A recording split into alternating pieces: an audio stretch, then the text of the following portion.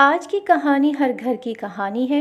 امید ہے آپ کو مثبت سوچنے پر مجبور کر دے گی۔ آنکھ کھولتے ہی گھر میں غربت دیکھی۔ ابھی 5 سال کی تھی کہ والد صاحب کا انتقال ہو گیا۔ رشتہ داروں نے منہ پھیرا، اپنے بیگانے بن گئے۔ والدین کی اکلوتی اولاد تھی، مگر ہوش سنبھالتے ہی مفلسی کے احساس نے مجھ کو کملا دیا۔ وقت سے پہلے بڑی لگنے لگی۔ سنجیدہ سوچوں نے بچپن کا لاابالی پن چھین لیا تھا۔ والد صاحب کے انتقال کے بعد آمدنی کا کوئی ذریعہ نہ تھا۔ جمع پونجی ان کی بیماری پر خرچ ہو گئی تھی۔ امی نے مجھ ننھی سی جان کو پالا تھا۔ وہ لوگوں کے کپڑے سی کر میری پرورش کا فریضہ پورا کرنے لگیں۔ والد صاحب ورثے میں صرف ایک مکان چھوڑ گئے تھے جس میں ہم لوگ رہتے تھے۔ جب میں نے BA پاس کر لیا تو امی جان سے کہا کہ اب آپ لوگوں کے کپڑے نہ سیا کریں، میں جاب کروں گی، آپ اب آرام کریں۔ بیٹی، میں نے تم کو تعلیم اس لیے نہیں دلوائی کہ تم نوکری کرو، میں چاہتی تھی کہ تم تعلیم یافتہ ہو جاؤ تاکہ تمہارے اچھے رشتے آئیں۔ میری اب ایک ہی خواہش ہے کہ تمہارے ہاتھ پیلے کر دوں۔ میں نے تیرے جہیز کے لیے کچھ رقم اکٹھی کر رکھی ہے، ایک مسحری، 2-4 برتن اور چند جوڑے کپڑے تو دے ہی سکتی ہوں۔ ماں کی بات سن کر دل ہی دل میں سمٹ کر رہ جاتی کہ میری بھولی امی کو یہ اندازہ نہیں ہے کہ آج کل کس قدر مہنگائی ہے۔ جو رقم انہوں نے اکٹھی کر رکھی تھی، اس میں تو شادی کا ایک بنارسی جوڑا بھی مشکل سے خریدا جا سکتا تھا۔ ایک دن میری خالہ اپنے بیٹے احسن کا رشتہ لائیں۔ اماں نے ان کا منشا سنتے ہی صاف انکار کر دیا، بلکہ ان کو بے بھاؤ کی سنا دیں کہ تمہارے پاس ہے کیا؟ کرائے کے مکان میں رہتی ہو اور ابھی احسن کی نوکری بھی نہیں ملی، پھر تم کس منہ سے میری بیٹی کا رشتہ مانگنے آئی ہو؟ خالہ بیچاری منہ بسورتی چلی گئیں۔ ان کے جانے کے بعد میں نے امی جان سے کہا، ماں آپ کی وہ سگی بہن ہیں، آپ نے ان کو یوں دھتکارا جیسے غربت کوڑ کا مرض ہو۔ احسن بہت شریف اور اچھا لڑکا ہے، بس غربت ہے، مگر یہ بھی تو سوچئے کہ جہیز کا کوئی مسئلہ نہیں ہوگا، اور لوگ تو جہیز مانگتے ہیں۔ نہ مانگے جہیز، مگر میں ان کو تمہارے قابل نہیں سمجھتی۔ بیٹی، یہ تیرے سوچنے کی باتیں نہیں ہیں۔ میں تیری ماں ہوں، تیرے لیے بہتر سوچ سکتی ہوں۔ تیری شادی کسی اونچے گھرانے میں کروں گی۔ تو فکر نہ کر، جا میرے لیے چائے بنا کر لا، میرے سر میں درد ہے۔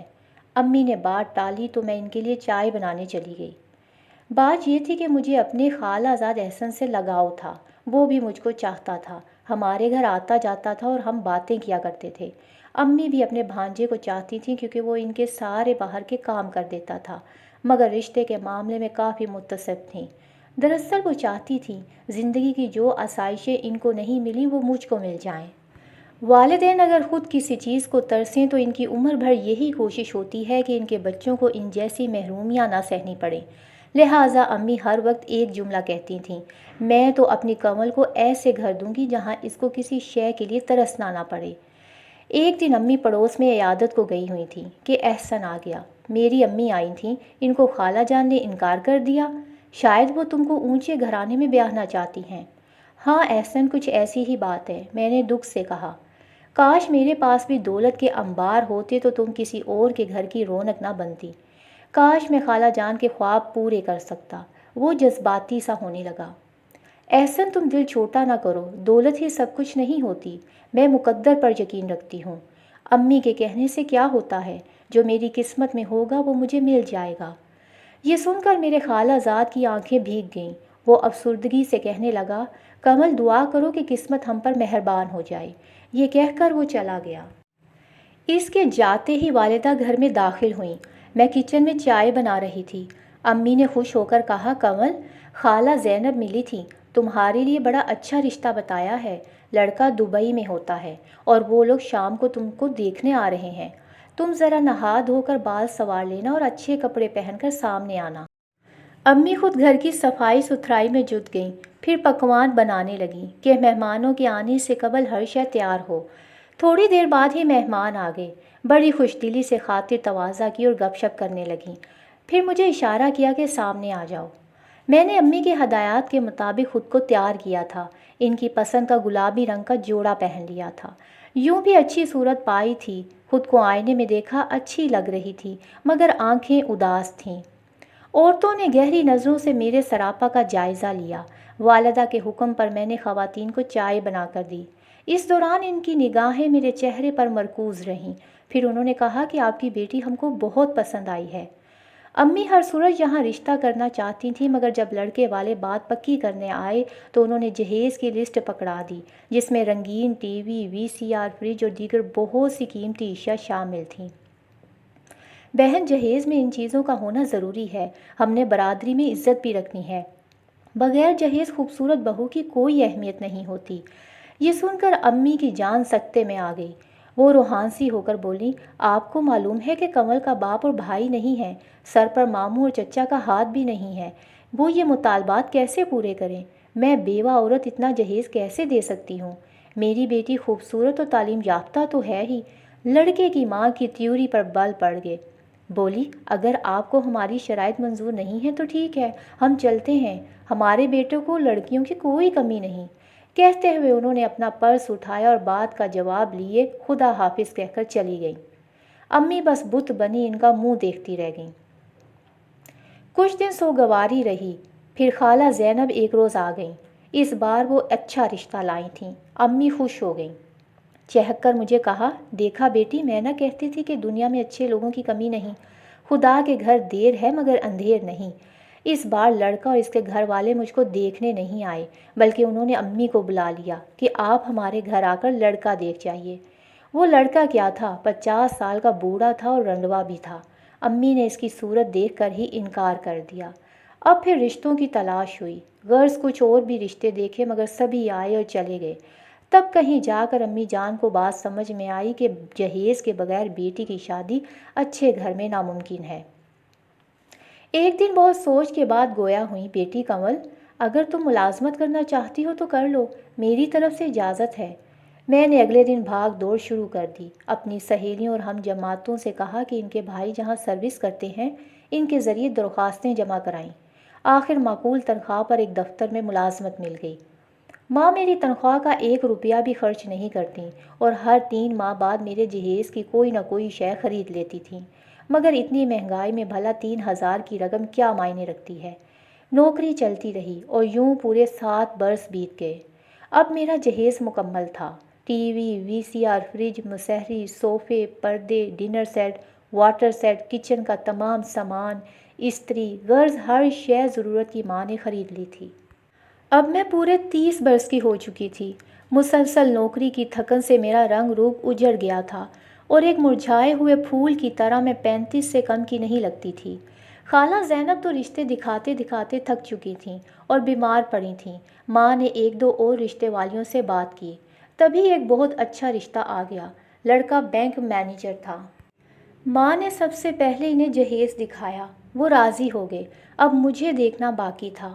جب انہوں نے مجھے دیکھا تو وہ عورتیں بجھ کر رہ گئیں، فوراً جانے کو ہوئیں اور چلتے سمے اتنا کہا کہ بھئی لڑکی کی عمر زیادہ ہے۔ یہ بات سن کر مجھ کو ہنسی آ گئی کہ جب عمر کم تھی تو جہیز نہیں تھا اور اب جہیز ہے تو عمر زیادہ ہے۔ عورتیں گئیں تو اماں رونے بیٹھ گئیں، مگر میں نہ روئی۔ سمجھانے لگی کہ ماں ان کی بات غلط نہیں تھی، آپ کیوں رو رہی ہیں؟ واقعی میری عمر زیادہ ہے۔ ابھی ماں کے آنسو خشک ہوئے تھے کہ خالہ زینب آ گئیں۔ بیچاری بیماری کے باوجود کس طرح آ گئی تھیں کہ ایک اچھا رشتہ تھا۔ وہ لوگ بھی ساتھ آئے تھے۔ امی نے ان کو اندر بٹھایا اور مجھ کو چائے لانے کو کہا۔ جانے مجھ کو یکدم کیا ہوا کہ میرا سر گھوم گیا۔ کبھی ماں کے آگے نہ بولی تھی، کبھی ان کی حکم عدولی نہیں کی تھی، مگر اس بار صبر کا پیمانہ لبریز ہو گیا تھا اور ان کے سامنے جانے سے صاف انکار کر دیا۔ میں نے امی جان کے آگے ہاتھ جوڑ کر کہا، ماں میں شو کیس میں رکھا ہوا کھلونا نہیں ہوں کہ جب چاہا پسند کیا اور جب پرانا ہوا تو گلی میں پھینک دیا۔ میں ہرگز ان ہوس پرست لوگوں کے سامنے نہ جاؤں گی، یہ سارے لوگ ایک جیسے ہی ہیں۔ ماں نے نہایت بے چارگی سے مجھ کو دیکھ کر کہا، بیٹی آخری مرتبہ میری عزت رکھ لے، پھر کبھی کسی کے سامنے نہ جانا۔ یہاں میں پر امید ہوں، اب کی بار انکار نہ ہوگا۔ تبھی میں نے زہر خند لہجے میں کہا، ماں آپ تو آج سے 7 برس پہلے بھی پر امید تھیں۔ خیر، امی کی حالت غیر دیکھ کر میں نے اپنے حواس قابو میں کیے، بال سنوارے اور ان کے سامنے چائے کی ٹرے لے کر چلی گئی۔ تبھی لڑکے کی بہن نے لب کھولے، امی لڑکی تو پیاری ہے۔ ہاں مگر عمر زیادہ ہے، اس کی ماں نے جواب دیا۔ یہ ہمارے منور سے بڑی ہوگی۔ یہ سننا تھا کہ میرے کان جھنجھنا اٹھے، مجھ پر جنونی کیفیت طاری ہو گئی۔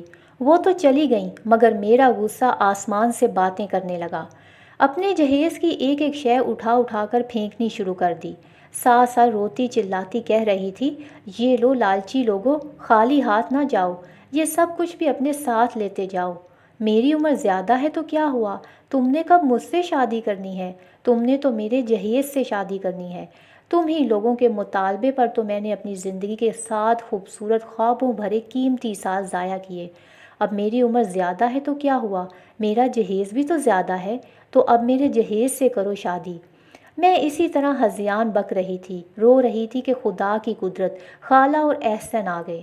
مجھ کو جو پاگلوں کی طرح روتے بلکتے دیکھا، حیرت کی تصویر بن گئے۔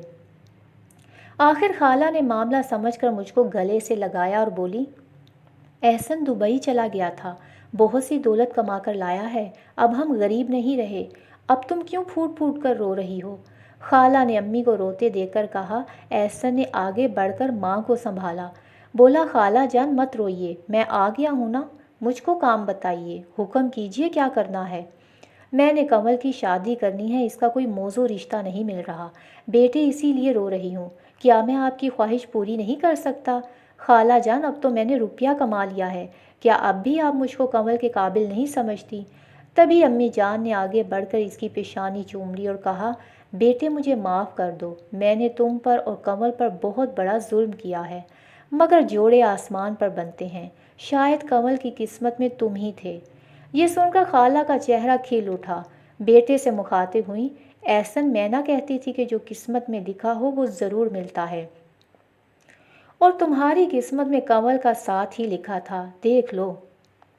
تب میں سوچ رہی تھی کہ شاید میرا جذبہ بھی احسن کی طرح سچا تھا کہ اتنی مدت گزر گئی مگر ہم ایک دوسرے کے لیے غیر شادی شدہ ہی رہے، اور آج راستے کی تمام دیواریں گر گئی تھیں، میری روتی آنکھیں مسکرانے لگیں اور مجھ کو اپنی قسمت پر ناز ہونے لگا۔ اچھا ہی ہوا کسی اور نے مجھ کو پسند نہیں کیا، ورنہ میں اور احسن کب مل سکتے تھے۔